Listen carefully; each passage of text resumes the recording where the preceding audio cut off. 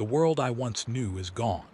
The sky has not seen blue in years, replaced instead by a sickly, persistent orange haze that smolders like the dying embers of a long-forgotten fire. Sunlight, when it pierces through the thick clouds of ash and smoke, falls weak and distorted, casting the landscape in a perpetual twilight that feels neither morning nor evening. The air is heavy with dust, the acrid stench of burning forests, and something fouler, decay left by abandoned cities and rotting infrastructure. Each breath carries a memory of what we lost, a reminder that nature itself is no longer our ally. Rivers, once the lifeblood of civilizations, have withered into cracked channels of dust and clay. Lakes have evaporated entirely, leaving behind salt flats and chemical residues that poison the soil. Coastal cities are submerged in brackish water, their streets now canals of contamination, swept by violent storms that surge without warning. Rain, when it comes, is rare and acidic, eating away at the surfaces of buildings and the skin of the few humans still foolish enough to walk exposed. Floods, wildfires, droughts, and heat waves have become normal, each extreme more brutal than the last, pushing life to its breaking point. The transformation is everywhere. Skyscrapers lie toppled, their skeletons clawing at the sky like frozen screams. Suburbs have become deserts, streets cracked and littered with rusting vehicles, their metal frames corroded by the relentless sun and corrosive rain. Familiar landmarks, the museum, the train station, the city hall, are unrecognizable. Once bustling neighborhoods are silent, save for the whisper of wind through broken windows and the occasional scavenger picking through what remains. Nature has not reclaimed the land so much as it has decayed alongside humanity, leaving a muted, eerie wasteland that offers neither comfort nor beauty. Civilization, what little remains, clings by a thread. Governments are gone, their bureaucracies dissolved in the chaos. The remnants of law and order exist only in isolated survivor enclaves, fortified against the outside world, suspicious of strangers, and obsessed with hoarding resources. Rogue militias patrol the ruins, taking what they need by force and leaving death and destruction in their wake. Scavengers move like shadows, sometimes in groups, sometimes alone, each carrying the weight of desperation and mistrust. Markets and institutions, once central to daily life, are gone. The internet flickers sporadically through remnants of satellites and downed servers, a ghostly reminder of the old world. Human struggle is the pulse of this broken world. Every day is a fight for food, clean water, and safe shelter. Survivors scavenge abandoned homes, digging through the wreckage for canned goods, batteries, or scrap metal that might be bartered for fuel. Trust is a currency rarer than water, and most carry weapons not for defense, but because necessity has made aggression unavoidable. Communities are fragile, often fracturing under the pressure of hunger and heat.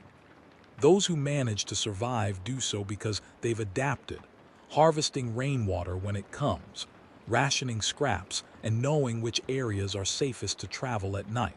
Even in this bleakness, small signs of human resilience appear. A rooftop garden tucked among crumbling apartments, a solar panel scavenged and still producing light, a hidden library of salvaged books. These are sparks of defiance against a world determined to erase us. Yet they are fragile. One storm, one fire, one miscalculated step, and they vanish. The tension is constant. Every horizon holds the possibility of disaster. Every shadow could conceal a threat. Every distant howl could be human or something worse. Anxiety has become the atmosphere. The world waits, unyielding, for the next disaster, the next wave of destruction. The future is unknowable, but life persists in quiet, tenacious ways. Survivors whisper to one another, sharing stories, warnings, and rumors of places that might still hold hope. These fragments of memory and rumor form a fragile map of existence in a planet that no longer recognizes us. And so we continue. We move, scavenge, hide, and endure, clinging to a thread of life in a landscape designed to break us. The remnants of our world are both graveyard and testament, Crumbling cities, poisoned rivers, scorched earth. They tell the story of a civilization that reached too far and burned too bright. Yet amidst the ruins, human presence lingers. A banner waving on a makeshift pole, the distant glow of fire from a survivor camp, the scratch of a radio transmitting a message that someone, somewhere, is still listening. It is in these small echoes, these defiant murmurs of life, that the bleak world hints at a possibility, that even after total collapse, survival remains. I am Ezra Callahan, or at least, that is the name I cling to, a thread connecting me to a life that feels like it belonged to someone else. I remember mornings when the sky was blue, when coffee was bitter but comforting, and when laughter came without effort. That world is gone. I have walked through its ashes, and every step has reminded me that the life I once had was not mine to keep. Now, I am a voice in the static, a solitary observer broadcasting through the ruins, hoping that someone, somewhere, is listening. Survival has become both instinct and ritual. My days begin with checking the shack's perimeter, reinforced doors, sandbags, improvised alarms. I scan the skyline for threats, dust storms, raiders, rogue militias moving in the distance. Then I tend to the essentials: water filtration, rationing the last cans of food, maintaining the generator that keeps the transmitter alive. Every item has value beyond its immediate use. Batteries, wires, fuel, they are currency, lifelines in a world that has abandoned order.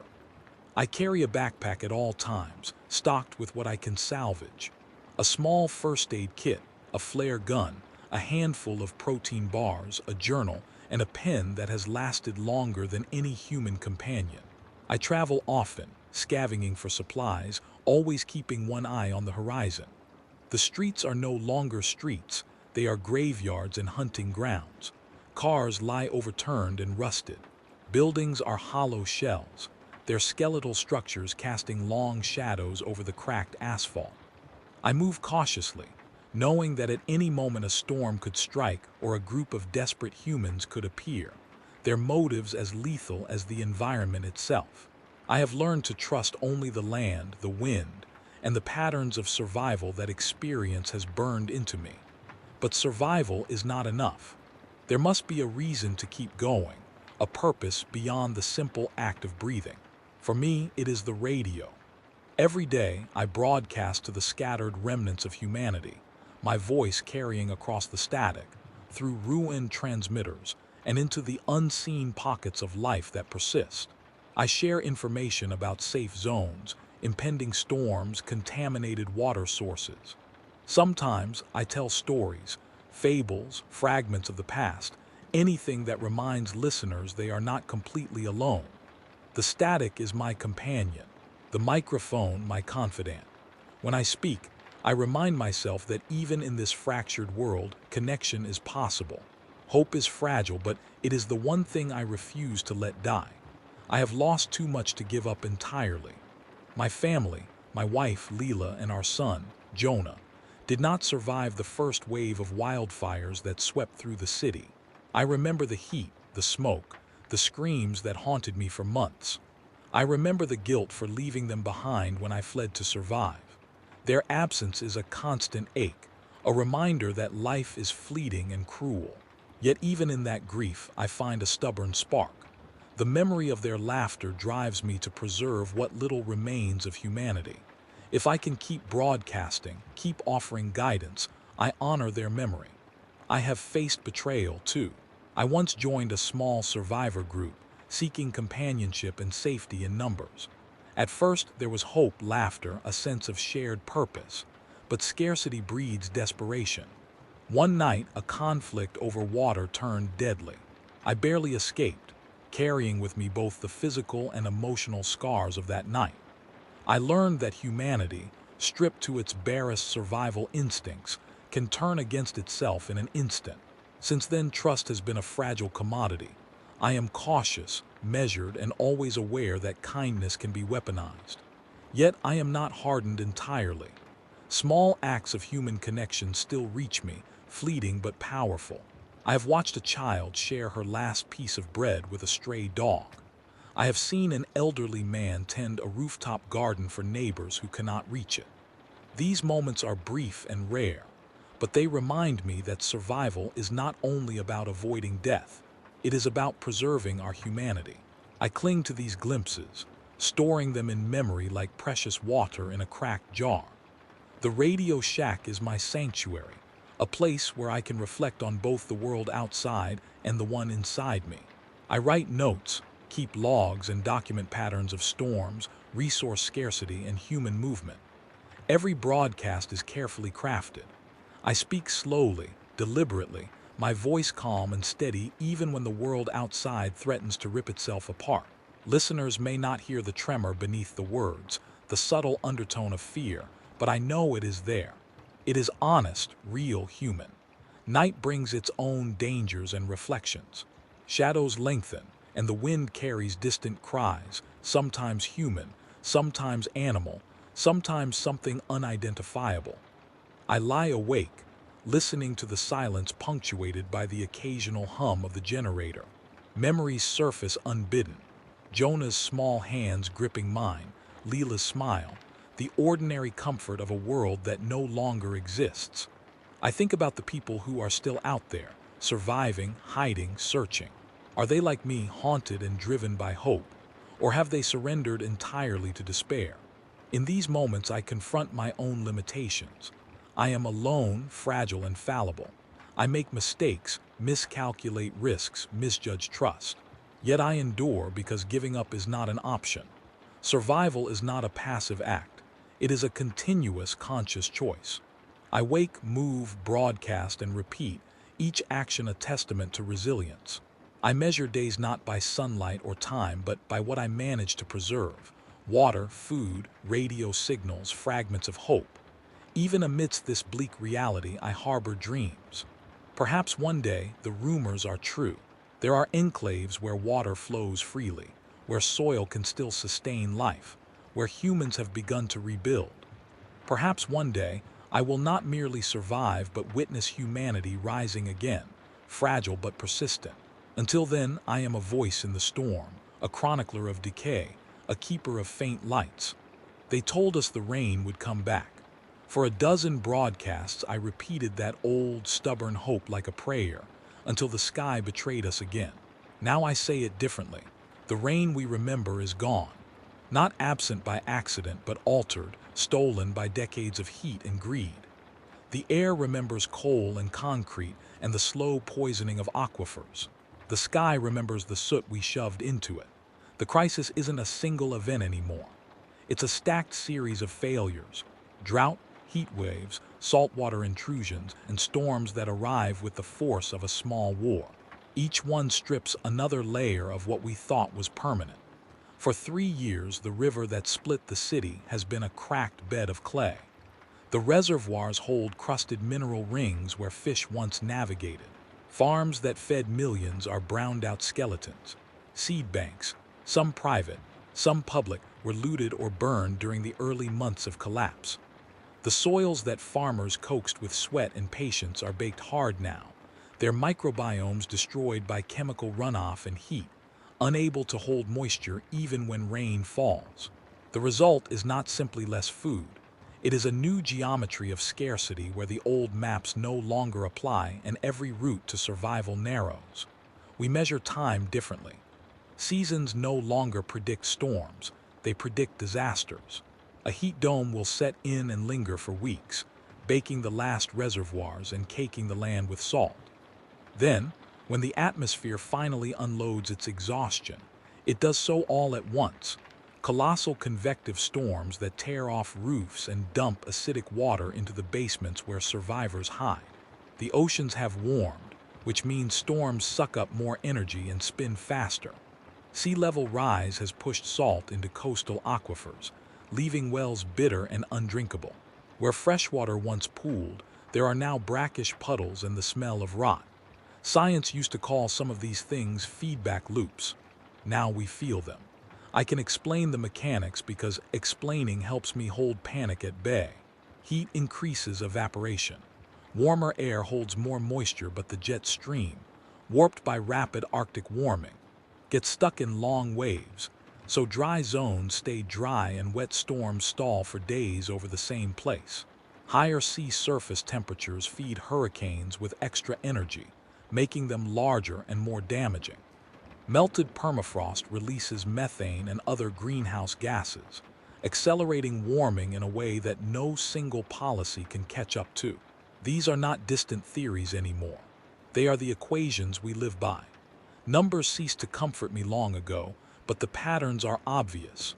Warming right arrow, more extremes right arrow, collapsing systems right arrow, human suffering. That chain is where we are caught. Survival has become an arithmetic of margins. Water is rationed in teaspoons. Food is measured by caloric geometry, what sustains doing versus what comforts. Fuel, diesel, and propane has a black market gravity all its own. If you have it, you can power a pump, a radio transmitter, or a generator that keeps the last refrigerator running. If you don't, you barter canned peaches for a night of warmth. I keep the transmitter alive because it opens a corridor of possibility. Advice, warnings, the occasional voice of someone not entirely broken. But the generator runs on fuel that is rare and heavy to carry. Every spark we keep alive is another calculation. How many liters to burn broadcasting a warning versus saving them for a storm that will come at night? Encounters with other survivors come in patterns I no longer trust. Sometimes they are alliances, stitched together by necessity. There was the clinic 3 months back, a battered building where a former ER nurse named Anna had held a ragged team together. Her hands were steady, even with limited meds, and she taught me how to treat burns with sugar and sterile cloths when modern dressings were gone. We traded weather reports for sutures. There was Malik, who curated seeds from heirloom packets and taught a small roof garden cluster how to coax life out of rooftop compost. These people became nodes, brief constellations that made my shack feel less like a bunker and more like a lifeline. But alliances can fracture. Scarcity amplifies the basest instincts.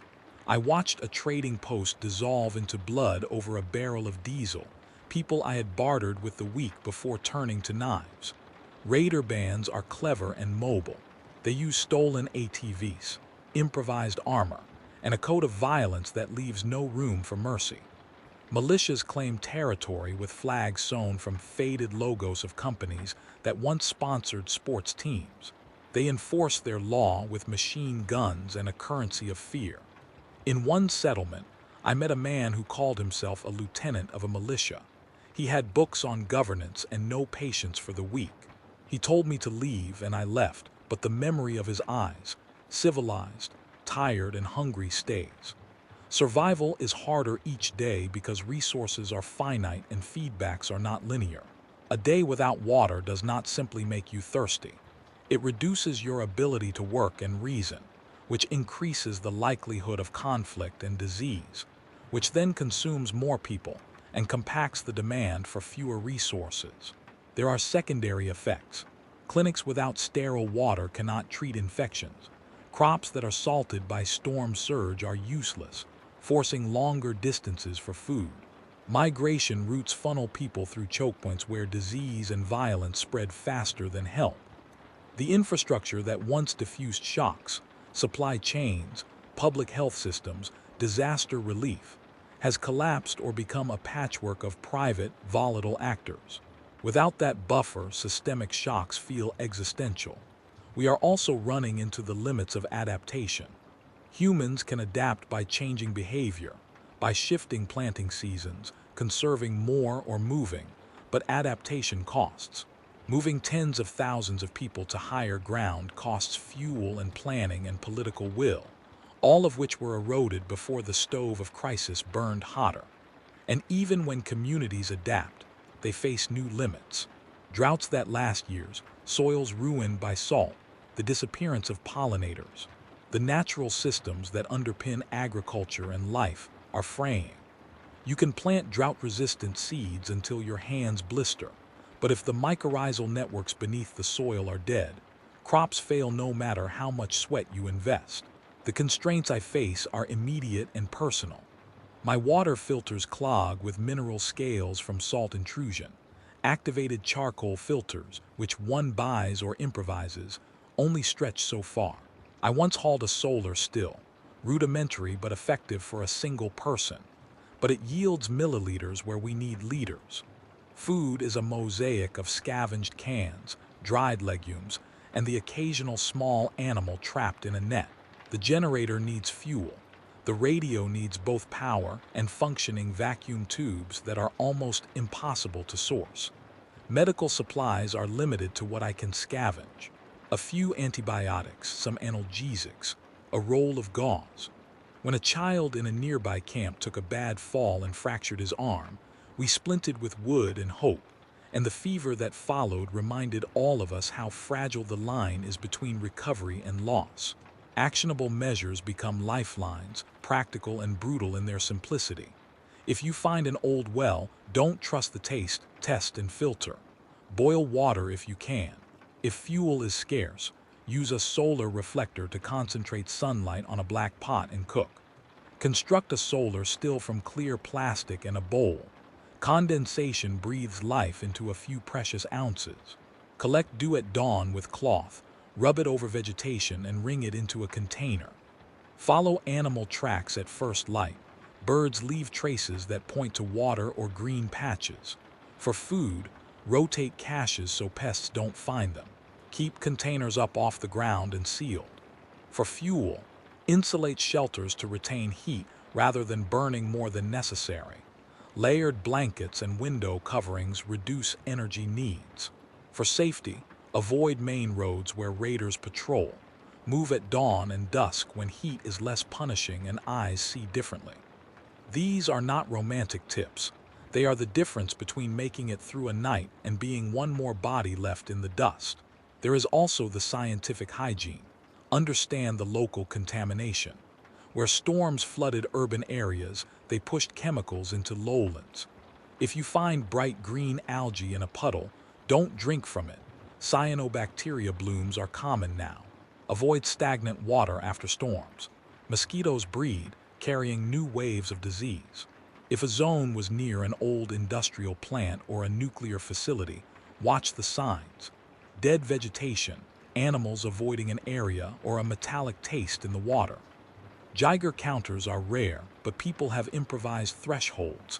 Stick to areas where soil life is visible, where worms still turn the earth, as crude as that logic sounds. The crisis is not only weather and physics, it is trust and governance eroded. In the absence of centralized aid, rumors become policy. Misinformation spreads through battery-powered radios, through whispered caravans, through the same channels I once trusted to send warnings. People move based on rumor. There is water at the dam, and those movements create dangerous bottlenecks where disease and violence follow. My broadcast attempts to thread truth into the noise. Verified positions of safe water, storm tracks as best I can predict them, and the simple math of rationing. Sometimes I succeed. Sometimes my map leads people into ambushes I did not know about. We are on a tightening loop. Environmental collapse begets social collapse, which begets further environmental damage as people scramble for survival. The old world's comforts, supply chains, emergency response teams, satellite logistics, are gone or unreliable. What remains is a brutal necessity. Keep moving knowledge alive. Conserve scarce resources, and hold community where you can. If you can teach someone how to filter water or mend a wound, you create resilience not only for one life, but for the network that person supports. I broadcast warnings now with the urgency of a man who has seen promises fail. Last week, an outflow boundary blew through a settlement 2 valleys over, walls collapsed, food stores flooded, lives lost. I warned 3 days before, based on sky patterns and barometric readings, but warnings are only useful if the listener can act. Many couldn't. Their engines were dead, their shelters poorly rooted, their spirits too frayed to move. That helplessness is the cruelest element of this crisis. Sometimes knowledge is not enough. Still, there are choices that buy time. Collective labor, Groups that pool rainwater catchment, share irrigation knowledge, and guard seed caches survive better than isolated hordes. Simple technology, solar panels, hand pumps, tarps, outperforms elaborate systems when maintenance is impossible. The science we relied on in the past becomes a tool of survival now. Understanding microclimates, planting contour lines to capture runoff, using charcoal to filter toxins. These are practical translations of theory into life. The crisis I tell you about is not an epic spectacle in the way movies show disaster. It is slow, grinding, and relentless. It is waking to an extra degree of heat that turns the day's work from bearable to fatal. It is walking a few kilometers for milk and finding the supply chains have rerouted.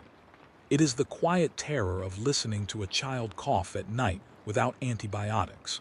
It is the moral arithmetic of sharing a can of beans and deciding who eats first. And through it all, we keep broadcasting because someone might be out there who will hear a fact, a route, a warning, and change course. We are not doomed, but we are struggling under a stacked deck, and the rules have changed. The crisis is both climate and consequence, the planet shifting under us, and the social systems that once softened that blow snapping in the process. The only realistic plan is 1,000 small acts, filtering, teaching, sharing, conserving, stitched together by trust. That is the fragile architecture of survival now. I do what I can with what I have. I study patterns, I broadcast warnings, I mend hands that have been burned by flame or heat, and I keep a log of the small successes so when the storm finally passes, someone, somewhere, has a memory to rebuild from. The air tastes like old metal and ash. Even inside the shack, where the generator hums like a tired animal, the dust finds its way into everything, into the bread, into the open pages of my journal, into the folds of the blanket that never quite warms as it used to. Days blur into one another with the same slow cruelty. Check the filters, ration the water, listen for engines, tape the window flaps when the wind starts to rise. There is little drama now, only the steady drain of resources and the occasional spike of violence that reminds you how fragile the balance truly is. The water runs thinner. Where it had once been a measured cup in the morning and another at dusk, now it's 3 sips and a promise. We cut baths into rituals of memory. Throw a handful of water on your head to feel clean for a second, then save what remains for coffee because coffee tastes like civilization, and sometimes that is the only thing that keeps a person moving. The caches I keep outside the city are half what they were 3 months ago. Someone, maybe a group of scavengers, has been sweeping the outer ruins at night. I found footprints that weren't mine, multiple sets, heavy boots, and a tread pattern I recognized from the rims of an old militia ATV. Whoever passed this way did it with purpose. Food is worse.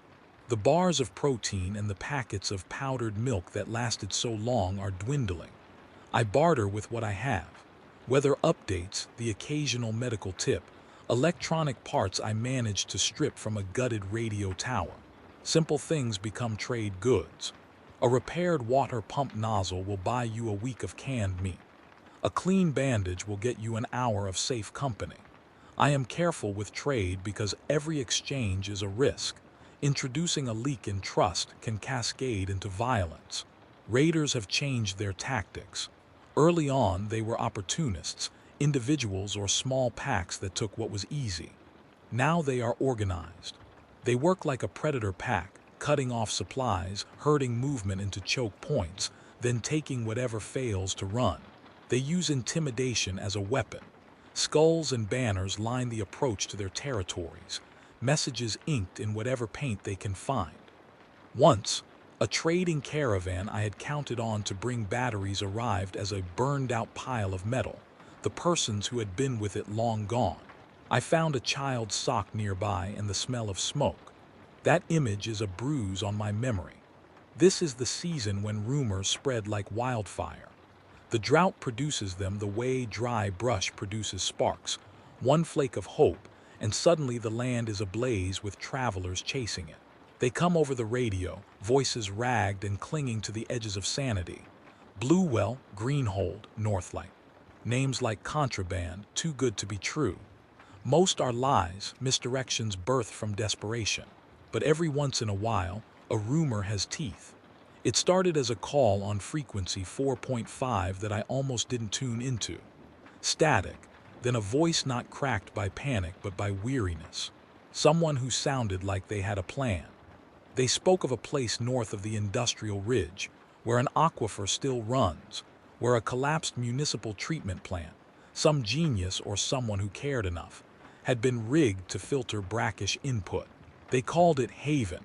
The coordinates were rough, but they were coordinates nonetheless. The voice promised water, and not just that. Electricity from scavenged solar arrays, a small clinic, and a library of stored seeds. They promised a community that had bartered safety for work, that guarded the aquifer as its heart. The tone was cautious, not evangelical. It sounded like a seed you might actually plant. Within hours, the shack filled with calls. Some were excited, a few suspicious, many simply wanting to know whether I had heard. I answered as best I could, checked my maps, listened for corroborations, and then broadcast what I knew, a rumor with coordinates and a plea for caution. That voice was the first real hint of something beyond the static in a long time. It lodged in my chest like a splinter and made me gasp for breath. The first person who came asking for more details was Malik.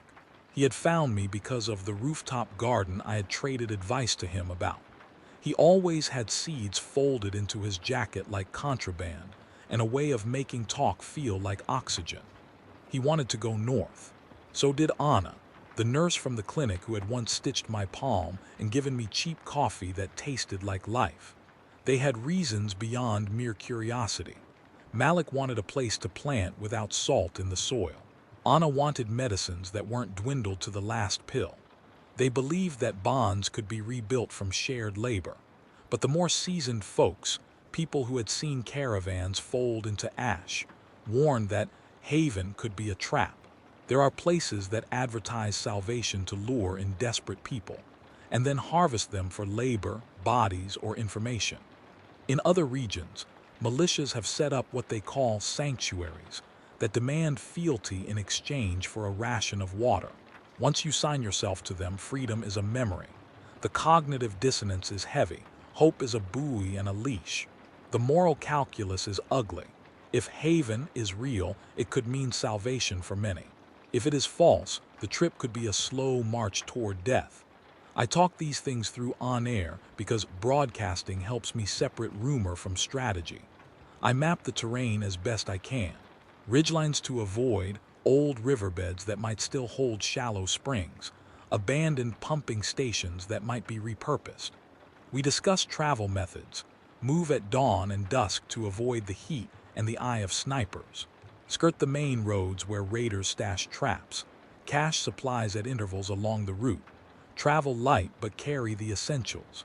A folding solar still, a handheld pump, a spool of fishing line, and a few meters of plastic sheeting. Advice like this is currency. People listen because they need the strategies more than they need the promise. The decision to leave is an erosion, not a choice. I find myself packing the bag, carefully, more out of habit than certainty. The generator is humming, the shack is warm, and yet the call of possible community is a sound I cannot ignore. Maybe this is a selfish thing masked as duty. Staying kills me slowly. Traveling could kill me faster or save me. I weigh the scales and find them tipping toward movement. We leave under a low sky. Malik rides a battered motorcycle with two panniers. Anna walks, carrying a medical pack heavy enough to bruise her shoulders. I wrap my journal in a small sack of seeds, because hope takes shape in seeds, inside a canvas bag, and tuck it under my arm like contraband. We move through alleyways where shadows hide because the main streets smell like traps. The city exhales dust as we pass. At the edge, the industrial ridge rises like a carcass. Cooling towers skeletal, conveyor belts collapsed into dunes of rust. Beyond that, the land is open and honest, barren but without the layered architecture of human ruin. The first checkpoint we encounter is a line of tires and a sun-bleached flag. a milestone of a breaker group. They are not raiders in the theatrical sense. Their leader wears a suit coat, scavenged, threadbare, and carries a clipboard like authority is a paper thing. He asks for identification and we show what we have. Names, small stickers of allegiances we have traded. He asks where we go. We lie. Lying is a skill we have perfected. He looks at us like he can sense the hollowness in our shoulders and waves us on. I learned the cadence of modern authority here. Posturing, paperwork, and the illusion of structure. 2 days in, the land changes. Scrub grass gives way to brittle marshland strangely familiar, as if the earth remembers water and aches for it. The sky darkens with clouds that mean nothing good. This weather does not bring rain so much as a corrosive flush. At night, the horizon glows with other campfires, sometimes friendly, sometimes menacing. We keep our fire small and our steps smaller.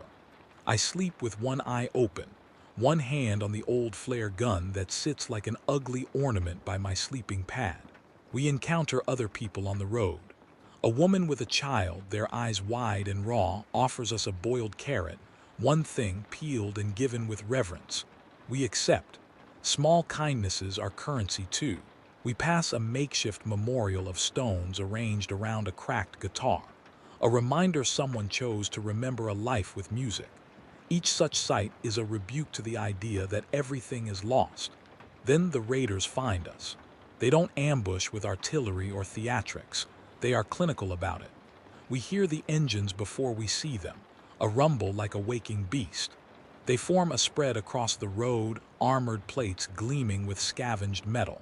Voices call out, demanding fuel, demanding gear, demanding names. We slow.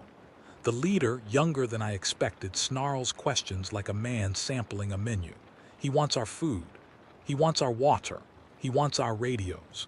I feel the old muscle memory take over, the shrink wrap of survival instincts folding me down into someone efficient and cold. Negotiation is a battlefield. I barter the solar still because its utility outweighs its symbolism. Malik offers the seeds. Anna offers to tend to their wounds in exchange for passage. We pay, but not without cost. The motorcycle loses one pannier, and a man in the rear of their convoy catches my eye and smiles in a way that shows his teeth too clean for comfort. Afterward, the mood is brittle as a snapped twig. The trade put us further from the goal and closer to the edge. We press on because the alternative is to go back to the shack and listen to the quiet calcify into resignation. The rumor of haven has become the only warm thing that behaves like a destination instead of a rumor. Hope becomes a fuel source, abstract but visceral. The internal battle is constant. I ask myself what it will take to trust another human being again. In the radio shack, voices had been whispers tested against static. Out here, every promise is measured against the heavy math of survival. I remember Leela's hands in winter, Jonah's thumb wrapped around my finger, and the small domestic safety of it. Those memories push me forward with a tenderness that I guard like a flask of water. But the memory insists also on asking whether I am chasing ghosts. After all, how many promises of salvation does the world allow before all the saviors turn weary and hollow? As the days fold, the edges of the landscape begin to blur. We find traces, an old pump station repurposed as a settling basin, a solar array on a low hill with one panel still intact, signs of people who had tried to make life here before us.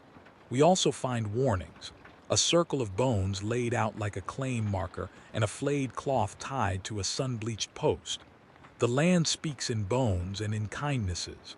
It keeps no favorites. Then, on a flat plain where the heat has seared the land but not erased it entirely, we see something that stops us like a hand on the throat, a sheen on the ground that I first mistake for oil, then for glass. We circle it quietly and find a shallow pond reflecting the sky like a small secret. Its surface is greasy with organic film, and insects hover over it like ships. Someone has sunk a makeshift filter, a black pipe leading into a barrel with a rudimentary sediment chamber. Beyond the water at the lip of the pool stands a solar array and tents arranged in a pattern that suggests governance, not chaos. Haven is not a myth. The sight is a gash of emotion. Relief so loud it is nearly obscene, and fear sharp as glass. Coming toward us are people who look like us and do not look like us.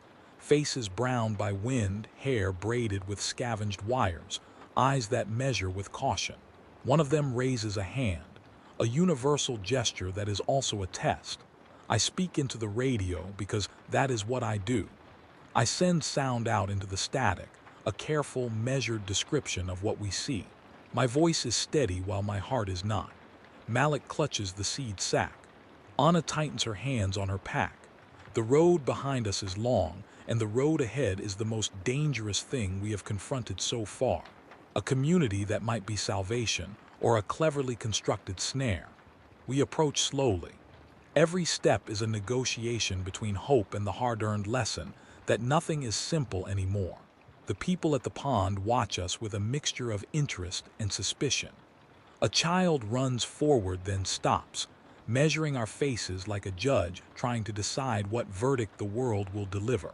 For a moment, the world is only the sound of our breathing and the whisper of water lapping against the makeshift bank. I do not know, in that moment, whether this will be salvation or slaughter. I know only that the tension has built so high that even the smallest action could break it. I fold my hands in front of me like a man who has tried to be gentle and learned the art of survival the hard way. I step forward and say the only truthful thing I have left. I am Ezra. I am a radio. I brought seeds. The woman who moves to meet us smiles a little, not entirely without humor, and says, "We heard your voice." Her words are thin as hope and thick as threat. In the updraft of dust and possibility, we stand at the threshold of new beginnings or new endings. The rising action is not fireworks. It is the tilt of the scale as we decide whether to step through the gate or turn back into the ruin. I can feel the weight of that choice down to the marrow. We had been walking the edge of hope for days, repairing what we could at the makeshift treatment plant, threading new charcoal into filters, rigging a hand pump to a fractured manifold. The people of Haven moved with a kind of nervous choreography. Some hauled sandbags, others checked seals. Children were given tasks small enough to be safe, but important enough to matter. For the first time in many months, I slept without one hand on a weapon. The generator droned in a rhythm that felt obscene and beautiful, a heartbeat we had all grown used to trusting. And then the horizon blackened. It arrived like a wall, no warning, no distant rumble at first, just a band of wind and choking dust on a scale I had only heard about in the old broadcasts I used to clip and save. The air changed. It tasted metallic, like someone had opened a jar of old pennies and breathed it in. The first drops were like acid on skin. We learned that quickly. A child's hair sizzled where a single bead fell and evaporated. We had measured storms, forecasted movement, but the weather had stopped listening to forecasts.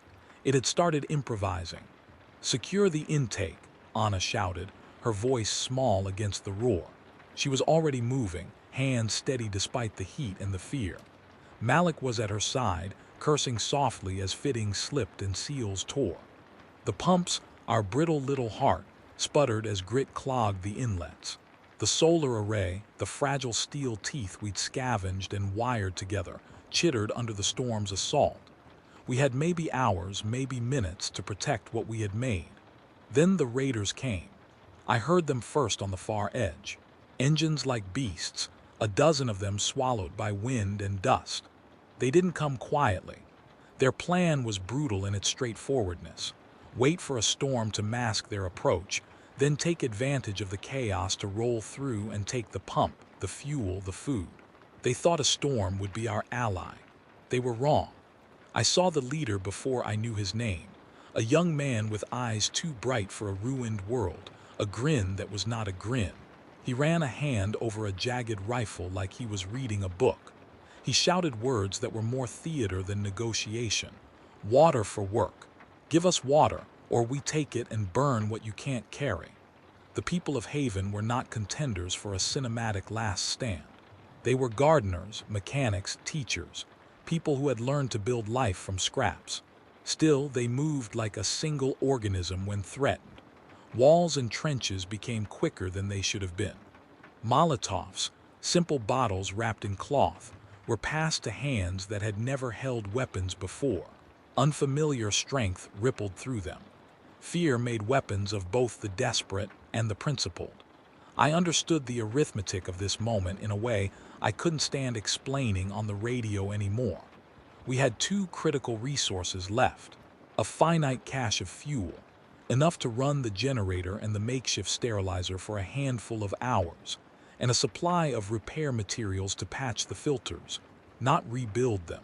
The generator was our voice, my voice, capable of broadcasting coordinates, warnings, pleas.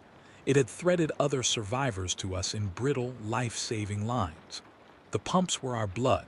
You could not live long on messages alone. When the leader of the raiders laughed and pointed his rifle at Malik, something in me broke open and spilled courage I hadn't measured out in months. I remember thinking, with that lucid cruelty of grief, that if Leela were still here, she would have pushed me to do what was right. I stepped forward without planning it, and that instant decision became the axis of everything that followed.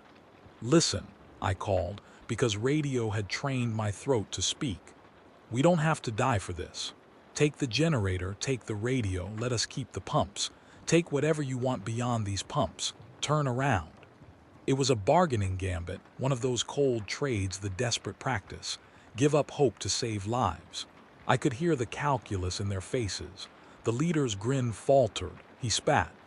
"Why should we trust you?" he said. "It is strange, in moments like that, how language shrinks to a single honest thing. Because if you take the pumps, there is nothing for you to take tomorrow," I said. "You take the pumps, you take us to a graveyard. We can give you fuel tonight, 2 drums and a meal, but not the living water in the pipes. There is a future in keeping the pumps running. You want tomorrow. Take the radio and the generator, take our voice, keep them, leave us the water." He laughed again, but this time there was a tick of calculation. Raiders had their own logic, short-term gains and long-term costs. He whistled to his men. There was a debate that smelled of greed and pragmatism. In the end, the leader made a choice I had hoped he might. They would accept a trade. 2 drums of fuel, a pallet of canned goods, the generator, which we agreed he could help us wheel into their conv, for the continued functioning of the pumps. They would camp at the ridge, monitor our activity, and claim a slice of the harvest once the system ran. It was ugly, compromised, but it meant water for the people who dug trenches and tended seedlings and taught children to read. I signed the bargain as if I were stamping an old passport with a new identity. We rolled the generator toward the ridge under the watch of women who had not asked to be defenders and men whose faces showed the strain of sleepless months. I felt my hands tremble, but not from cold. We gave them a dish of hot stew and 2 drums of scarred diesel. The leader accepted the meal with a civility that felt theatrical. He took the generator and with it, my voice. For the first time in a long while, I felt the liquefaction of identity. My job, the broadcast, the warnings, the voice, sliding away like sand from cupped hands. People looked at me with new eyes. Some were grateful, some were fearful. I told myself it was necessary. I told myself the pumps were sacred. I told myself that doing harm in small, measured ways to protect many was an ethics I could hold. The storm hit its darkest hour a half-cycle later. The acid rains came in sheets that turned everything slick. The world hissed like a skillet. The pumps groaned but kept steady. The makeshift filters clanked and spat but held. We ran them at a lower RPM to conserve the life in seals and belts. Malik stood for hours beside them, oiling joints with practiced hands. Children were moved to the inner tents, and the elders sang old songs that were less about melody and more about distraction. The raiders watched from the ridge, their silhouettes cut like ragged teeth against the furious sky. Around midnight, a crack broke the tenuous peace. Tires skidded. A contingent of the raiders, those impatient with the leader's bargain, descended with a violence premeditated and merciless. They came like night-blooming predators, not through the front, but by a flank we hadn't thought to guard. A slit in the dune where a previous group had buried old trash and created a soft approach. They carried fire and improvised explosives made from bottles and cheap chemicals. They were not interested in bargaining. The clash was sudden, brutal, and simple. We had no time for formations. Anna pulled a child behind her and jammed a splint into a man's arm as a grenade rolled past. Malik hurled a wire spool into a mechanical trap he knew would tangle wheels and slow the charge. I found myself with a rifle borrowed from an old volunteer whose hands shook. The raiders screamed a chorus that was not meant for singing, but for scouring the hope from people's faces. In those minutes, decisions compressed into motion. I saw a young raider take aim at a woman who had been loading sandbags. I had a shot. I had in my pocket a flare gun that could light the sky and draw attention. I could fire it and hope someone, anyone with a working radio, would see it and come. Or I could use the flare as a diversion to divert the raiders' shot, which would also reveal our position to the others. Every tactic killed something, either privacy or time or flesh. I fired the rifle instead.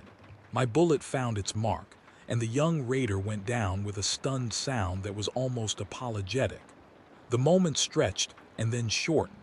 The fighter's body collapsed like a puppet with a cut string. The remaining raiders hesitated, a critical sliver of time that the defenders of Haven used to pivot from fear to action. We shouted, we shoved, we grabbed. Molotovs burned, but so did good hands, hands that had learned to repair pumps, learning to pitch in for war. I moved like a man shifting roles, radio operator, scavenger, soldier, in a single breath.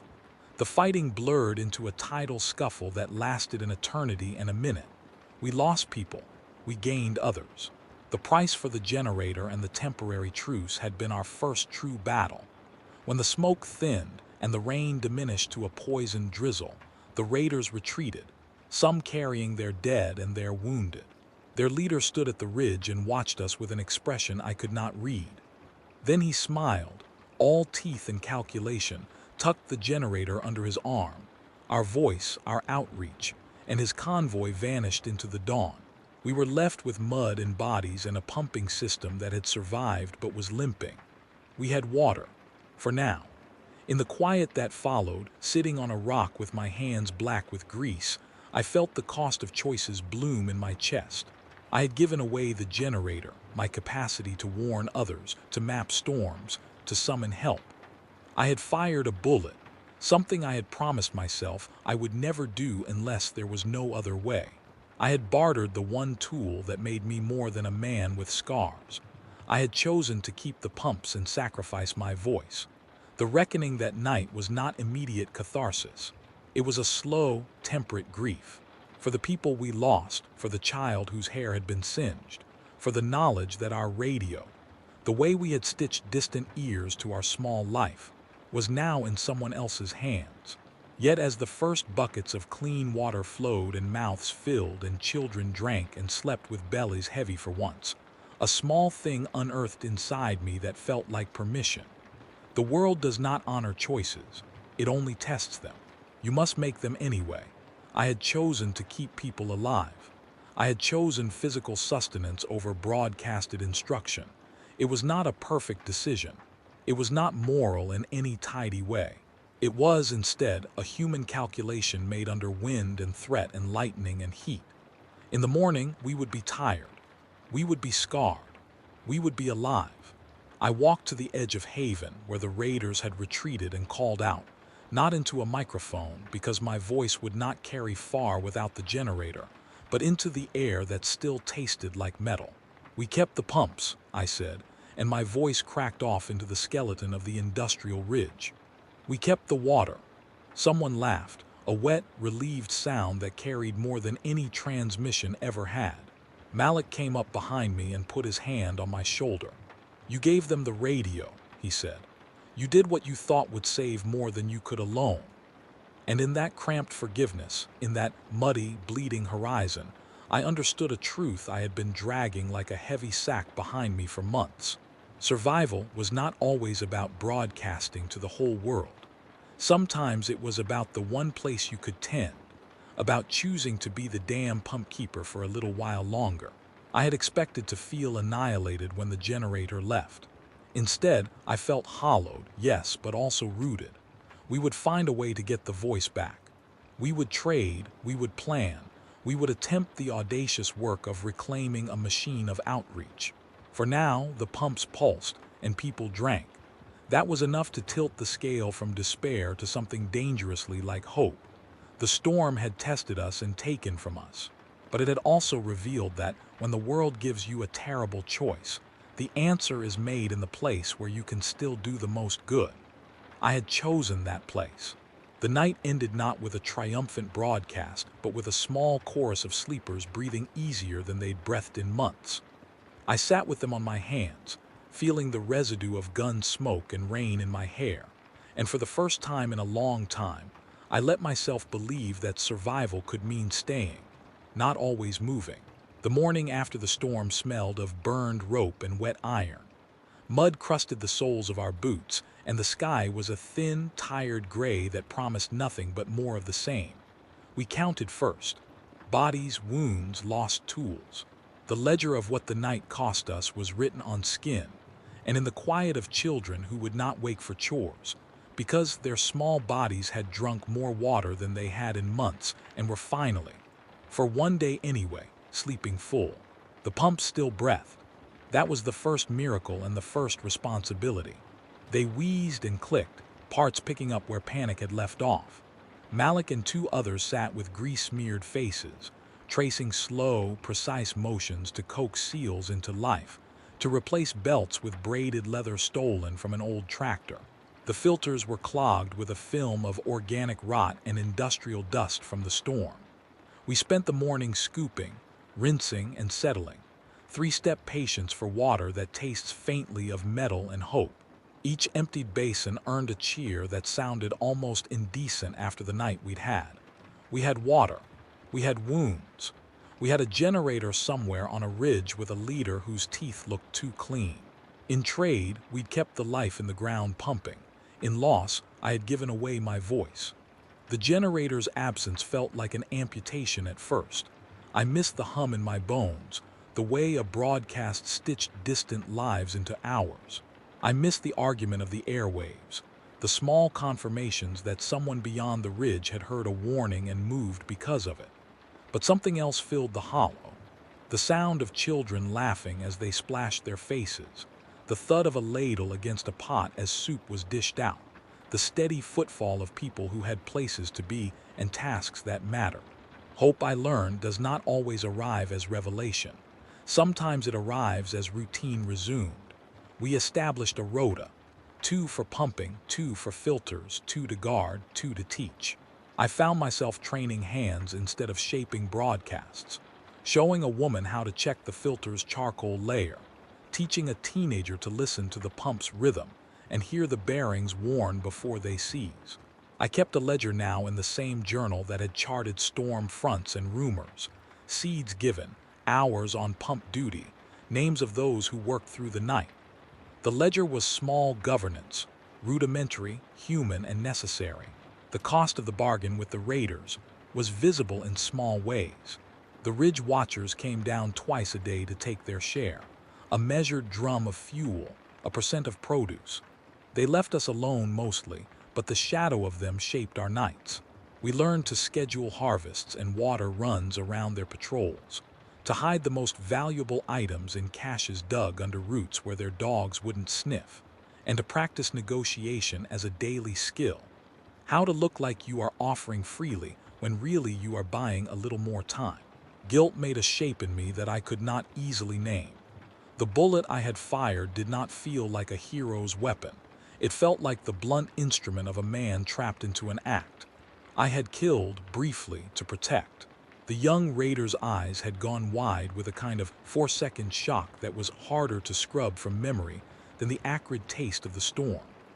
At night, I visited the small pile of stones the camp had arranged for the dead, the quiet shrine where people laid salt, and a scrap of cloth for those we lost.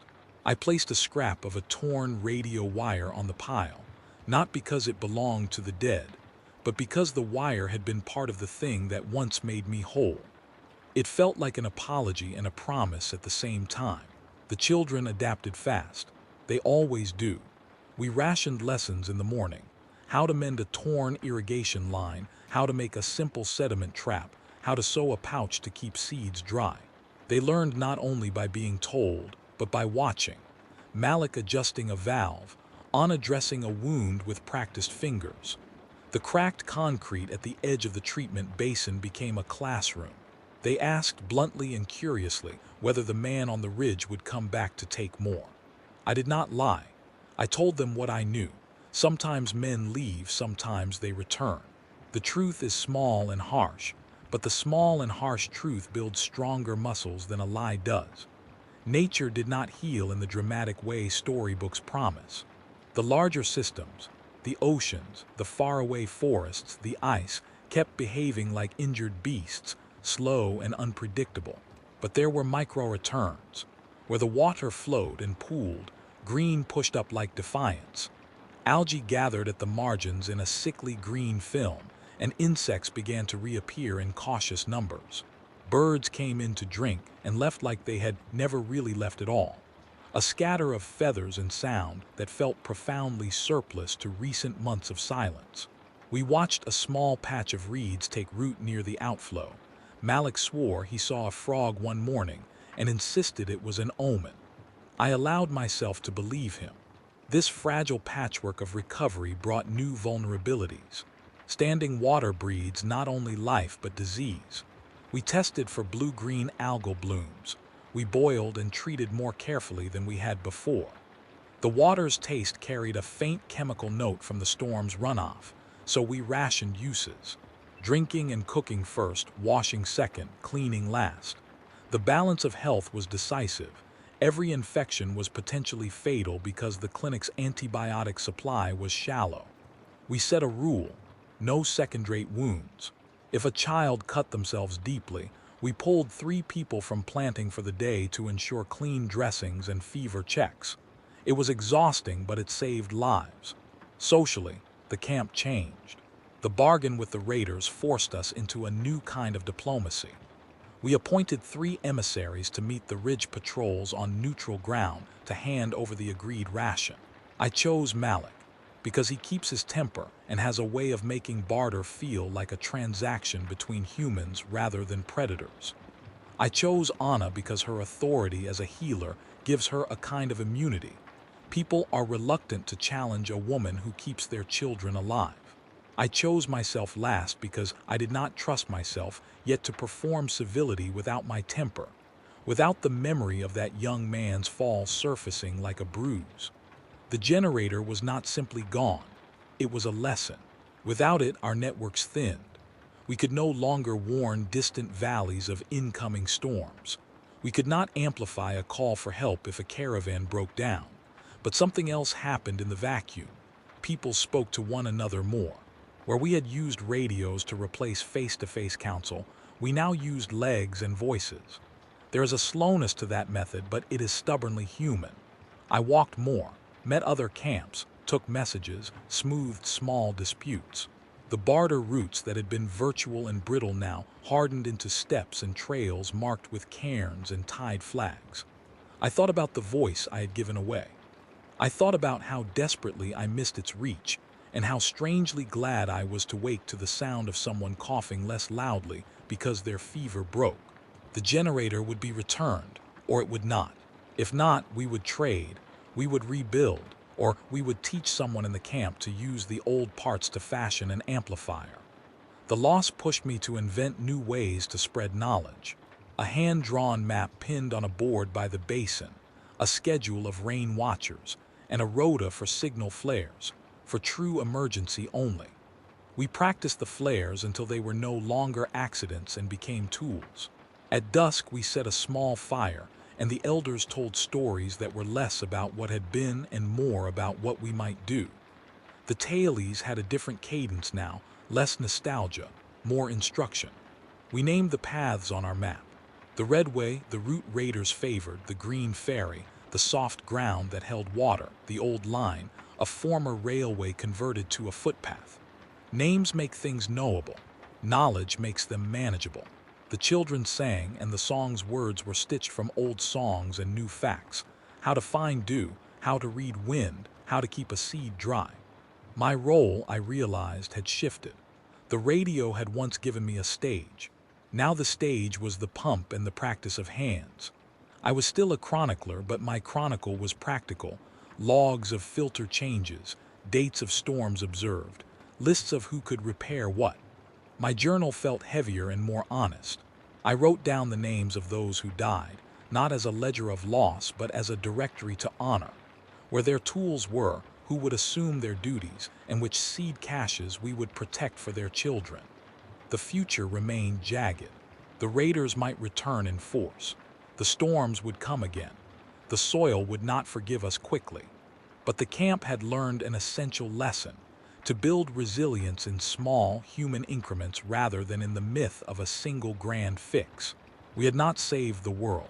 We had not even saved ourselves in any lasting sense. But we had kept a pulse beating in a place that could teach others how to keep theirs. At night, when the children finally fell into the kind of sleep that did not jerk with remembered fear, I walked out to the edge of the basin and cupped my hands into the cool water. It felt like an old thing, like drinking from a spring in childhood, and I let it remind me that some part of the world could still provide. I thought of the radio tucked under a ridge, of my voice out of reach, and I felt a new resolve tighten me like a belt. I would find a way to get that voice back, or I would build another. Not because I missed talking to strangers, but because the web of human knowledge needs threads long as well as strong. For now, though, I would tend this patch of earth and these people. I would teach, trade, repair, and mourn. I would be, for a while, the man who kept the pumps. We had traded one kind of reach for another. I had given away a broadcast that could call the world and received instead a village that could call me. In the arithmetic of survival, sometimes subtraction yields addition. We were alive. That, for now, was a kind of victory. The sun rose slowly, hesitant and weak, barely pushing through a veil of dust and smoke that still clung to the horizon. I stood at the edge of the pumps, hands resting on the cool metal as water flowed steadily into the holding tanks. The rhythm was reassuring, a small, stubborn heartbeat in a world that often forgot how to sustain life. Around me, the camp stirred. Children awoke with laughter, their voices cutting through the gray morning. Adults moved with the precision of those who have learned to survive by habit, hauling water, checking traps, repairing fragile equipment. Life had returned in fragments, ragged but persistent. I looked out across the cracked earth, the skeletal remains of streets, and the skeletal outlines of buildings that once meant something. The storm had passed, but it had left its mark, a reminder that the world could take and take without mercy. Yet, amid the devastation, there was a spark of resilience, faint but undeniable. It was in the small victories: a pump that held, a ration stretched just enough, a child who laughed despite hunger. These were the measures of survival now, and I clung to them like lifelines. Even as hope flickered, I could not ignore the reality. The world was still unkind. The skies remained unpredictable, the soil brittle, and every day brought the threat of raiders, storms, or scarcity. Survival was not a promise, it was a calculation. Every choice, every movement was weighed against the odds of life and death. I had learned to live in that tension, to carry fear and hope in the same breath. The storm had tested us, and we had endured, but endurance was only the beginning. I reflected on the cost of the decisions I had made. The bullet fired, the generator surrendered, the bargain struck. Guilt lingered like smoke in my lungs, but it was tempered by necessity. Without those choices, the pumps would have failed, and with them, the fragile community we had fought to protect. The calculus of survival was brutal, but it was honest. It left no room for illusions or sentimentality. In that honesty, I found a measure of peace. Nature, too, offered cautious signs of recovery. Patches of green pushed through the mud and ash, algae bloomed cautiously in stagnant pools, and birds returned in hesitant flutters. Life, however fragile, persisted. It reminded me that even in collapse, The world has a rhythm of regeneration, however slow. We were part of that rhythm now, stewards of small fragments of the earth, responsible for keeping the pulse alive until the next storm or drought tested us again. As the day wore on, I moved among the people of the camp, offering guidance, encouragement, and care. I taught the children to check water purity, to read the sky for storms, and to respect the fragile balance that allowed them to thrive. I showed adults how to repair the pumps more efficiently, how to ration supplies, and how to negotiate with those who threatened us. My role had shifted, from broadcaster to teacher, from survivor to guide, but the essence remained the same: to preserve life, to nurture hope, and to pass on knowledge that could save another day. Evenings were quieter now, filled with reflection rather than panic. Around the fire we shared stories, not only of loss and terror but of ingenuity, courage, and fleeting joy. Laughter emerged sporadically, fragile as crystal, yet it was there. It reminded us of what it meant to be human, to cling to connection, to celebrate small victories, to acknowledge the scars and keep moving forward. I thought often of the generator on the ridge, the voice I had surrendered to ensure survival. Its absence was a constant ache, a reminder of what we had given up. Yet in that absence, I discovered a deeper lesson. Survival is not about clinging to tools or symbols of power. It is about sustaining life, fostering community, and finding strength in the smallest victories. The voice could return someday, or perhaps it would be replaced by new methods, new tools, and new connections forged in the shared struggle to endure. Hope remained fragile. It was a delicate thread, easily severed by storms, illness, or human malice. Yet it endured because we made it endure day by day, action by action. Each repaired filter, each rationed meal, each lesson taught was a stitch in a tapestry of survival, fragile but vital. We had learned that hope is not a gift. It is earned, maintained, and fought for relentlessly. I walked to the edge of the settlement as twilight fell, the sky streaked with the dull orange and gray of lingering dust.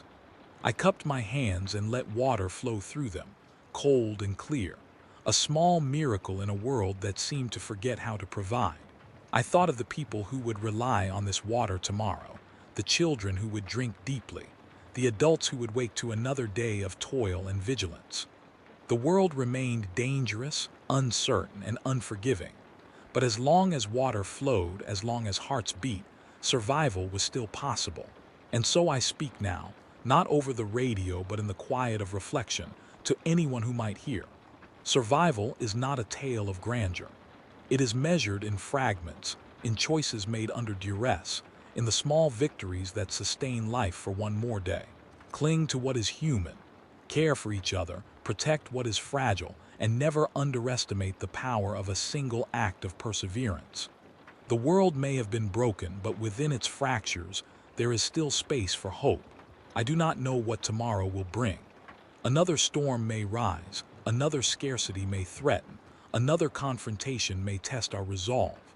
Yet for now, there is water, there is community, and there is a fragile but steady pulse of life. That is enough to continue, enough to fight for another sunrise, another breath, another chance. The lesson is clear. Do not wait for the world to be whole again. Build what you can where you stand. Protect life where it exists. Teach what you know. Love where it is safe to do so. And remember that even in collapse, even in despair, the tiniest spark can grow if it is tended carefully. Stay alive. Stay human. Fight for the small victories. They are all that keep the world from fading completely. And if we keep tending these fragments, if we continue to act with courage and care, perhaps one day the world will remember what it once was, and what we refuse to let it lose.